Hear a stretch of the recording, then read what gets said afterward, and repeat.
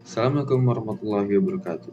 Halo semuanya, perkenalkan saya dari kelompok 1 dan pada video kali ini kami ingin menjelaskan tentang awal berdirinya Kerajaan Perlak hingga berakhirnya Kerajaan Perlak. Mohon disimak ya.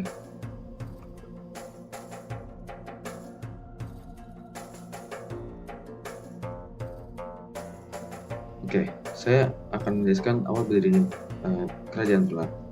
Kerajaan Perlak, juga diajar dengan Perlak, adalah salah satu kerajaan Islam tertua di Asia Tenggara. Awal berdirinya kerajaan ini diperkirakan pada tahun 840 Masehi.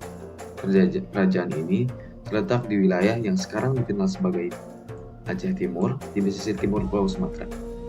Oke, awal berdirinya didirikan oleh Sultan Alauddin Syed Maulana Abdul Aziz Shah pada tahun 840 Masehi. Sultan ini adalah seorang keturunan Arab yang datang bersama para pedagang dan ulama Islam.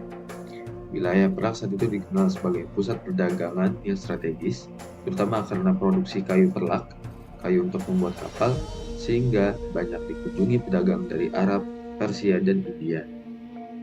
Kedatangan para pedagang Muslim ini juga membawa pengaruh agama Islam yang kemudian diterima oleh masyarakat setempat. Kerajaan Perlak menjadi kerajaan Islam pertama di Nusantara, mendahului kerajaan Samudra Pasai.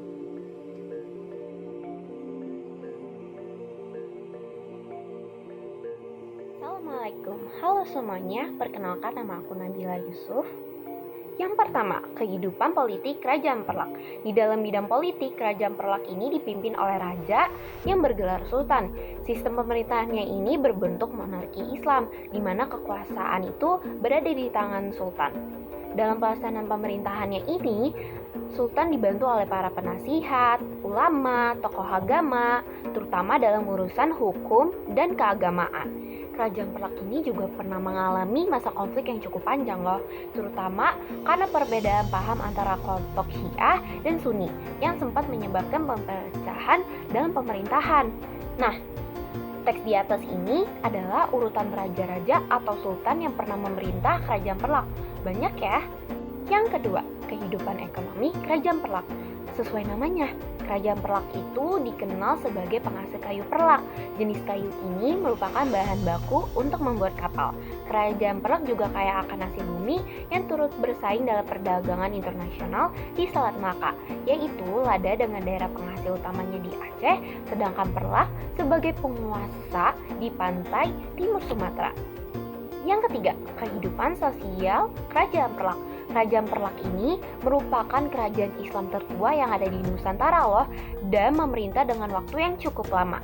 Kerajaan Perlak mengalami kemajuan pesat pada masa pemerintahan Sultan Mahmud Alauddin Malik Muhammad Amin Shah II pada 1225 sampai 1263 Masehi, terutama kemajuan dalam bidang pendidikan Islam dan perluasan dakwah Islamiyah.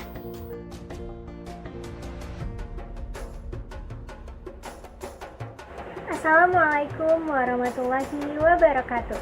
Halo semua, berbicara tentang lokasi Kerajaan Perlak terletak di wilayah Tarulak yang sekarang masuk ke dalam Aceh Timur, Provinsi Aceh, Indonesia. Nah, kerajaan ini dikenal sebagai kerajaan Islam pertama di Indonesia loh guys. Kerajaan Perlak sendiri berdiri pada sekitar tahun 840 hingga 1292 Masehi. Kerajaan ini terletak di pantai timur Sumatera.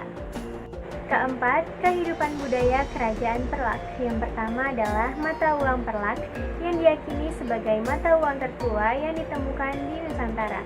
Yang kedua adalah stempel Kerajaan Perlak yang bertuliskan huruf Arab dengan kalimat Al-Wasik Billah, Kerajaan Negeri Bendahara Samah 519. Yang terakhir adalah makam Raja Benoa yang ditemukan di Sungai Tunggulon dengan batu nisan yang bertuliskan huruf Arab.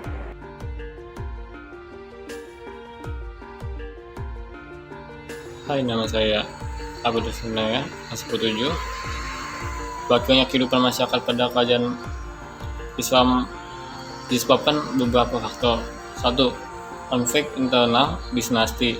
Kerajaan Perlak mengalami kegelapan internal karena adanya perebutan kekuasaan antara dua kelompok besar yang berbeda mazhab, Syiah dan Sunni.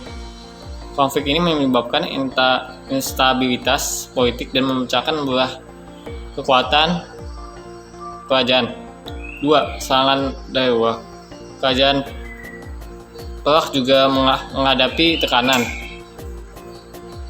dari luar, masuk serangan dari kerajaan tetangga maupun bajak laut.